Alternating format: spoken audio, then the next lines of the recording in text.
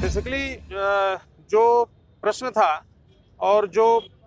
मामला आया था माननीय उच्च न्यायालय के सामने, उसमें माननीय न्यायालय ने इस बात का संज्ञान लिया कि चूंकि जो वो 67 एकड़ भूमि है, उस 67 एकड़ भूमि जो अधिग्रहित हुई है उस पर स्टेटस क्वो का ऑर्डर है ऑलरेडी, और वो डिस्प्यूटेड लैंड और उसके साथ साथ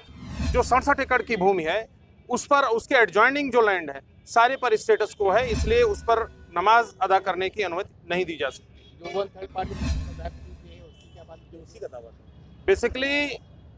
चूंकि उस पर सारा ये विषय माननीय उच्चतम न्यायालय के समक्ष है, विचाराधीन है, इसलिए इन सारी बातों का संज्ञान लेते हुए माननीय न्यायालय ने ये रिट याचिका खारिज कर दी।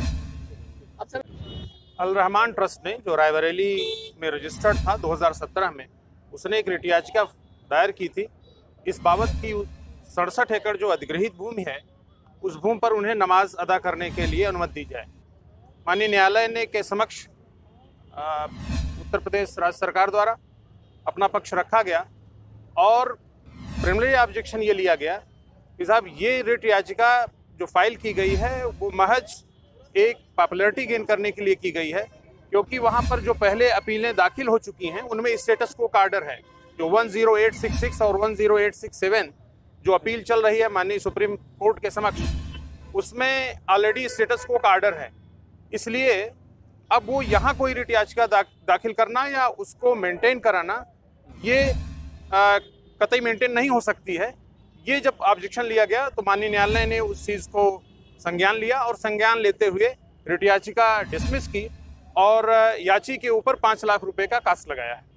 याचिका करता था क्यों, क्या कहा गया, किस ग्राउंड पर उन्होंने फाइल करी, क्या उन्होंने ये कहा था कि वो चूंकि मुस्लिम समुदाय से आते हैं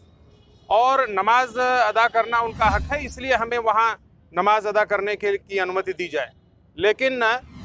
जो वो रायबरेली की चूंकि एक ट्रस्ट है, पहला ऑब्जेक्शन यही है कि चूंकि ट्रस्ट को ये उसका अपना राइट नहीं है, नमाज अदा करना एक व्यक्तिगत अधिकार है, इसलिए इन सारी चीज़ों को संज्ञान में लेते हुए और माननीय उच्चतम न्यायालय में जो रिट याचिका जो सिविल अपील पेंडिंग है उसमें जो आदेश है स्टेटस क्वो का, उसको देखते हुए माननीय उच्च न्यायालय ने आज ये रिट याचिका हमारे उत्तर प्रदेश राज्य के जो ऑब्जेक्शन था, प्रिलिमिनरी ऑब्जेक्शन था, उसको स्वीकार करते हुए खारिज कर दी है और स्पेसिफिक उसमें ये मेंशन किया है कि ये रिट याचिका महज एक पॉपुलैरिटी गेन करने के लिए किया गया है, इसलिए 5 लाख रुपए की कास्ट लगाई गई है।